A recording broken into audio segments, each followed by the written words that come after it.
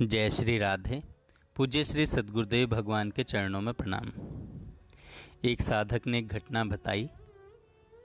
एक अत्यंत साधारण स्थिति का जाट परिवार जीवन की कटुताओं को सहते हुए वहाँ निवास कर रहा था। परिवार बड़ा था और आमदनी कम थी। अचानक इस परिवार के सबसे बड़े नवविवाहित पुत्र पर प्लेग का प्रकोप आया। यथासंभव सभी प्रकार के इलाज उसके करवाए गए, पर दशा बिगड़ती ही चली गई। सबसे बड़े पुत्र को अपनी आंखों के सामने जाता देख असहाय जाट रोता कलपता पूज्य श्री भाई जी के पास पहुंचा। श्रद्धा की गरिमा, याचना की सीमा, विश्वास की गुरुता के साथ जाट ने श्री भाई जी के चरणों पर अपना मस्तक रख दिया। उसकी करुण गाथा सुन पर दुख कातर श्री भाई जी सहज ही उसके साथ चल दिए, दुख में उसका हिस्सा बांटने के लिए। घर पहुंचने पर बालक की स्थिति देख श्री भाई जी के मुखमंडल पर भी गंभीर चिंता की रेखाएं उभर आईं। चुनी हुई उत्तम से उत्तम औषधि बेकार साबित हो रही थी। लगता था कि बालक अब कुछ ही घंटों का मेहमान है। बाहर चेतना प्राय लुप्त हो चुकी थी। मुख पर किंचित विकृति भी आ गई थी। नवविवाहिता वधू लाज शर्म छोड़कर सामने आई और फटते हृदय तथा अश्रुधारा के साथ वह श्री भाई जी के चरणों पर मस्तक टेक कर बिलख उठी। भाषा से शून्य, भावना से पूर्ण, वेदना की मूर्ति वह कुछ कह न सकी। कहने की आवश्यकता भी नहीं थी। श्री भाई जी के नेत्र भी भर आए। परिवार के सदस्यों को समझाने का प्रयास करते हुए श्री भाई जी ने कहा, भगवान पर विश्वास रखो। उनकी कृपा का अवलंबन लेकर बालक को गंगा जल देना आरंभ कर दो। औषधि सर्वथा बंद कर देनी चाहिए। बालक के समीप सुमधुर स्वर में भगवान नाम का गान आरंभ कर दो। भगवान की कृपा से सब कुछ संभव है।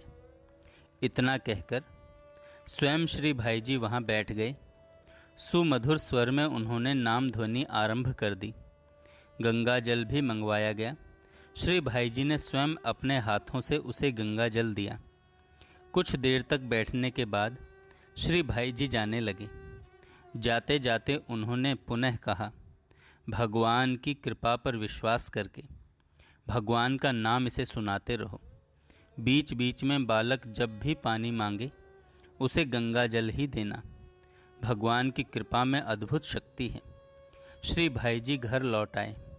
भगवान की अपार कृपा से बालक की स्थिति सुधरने लगी।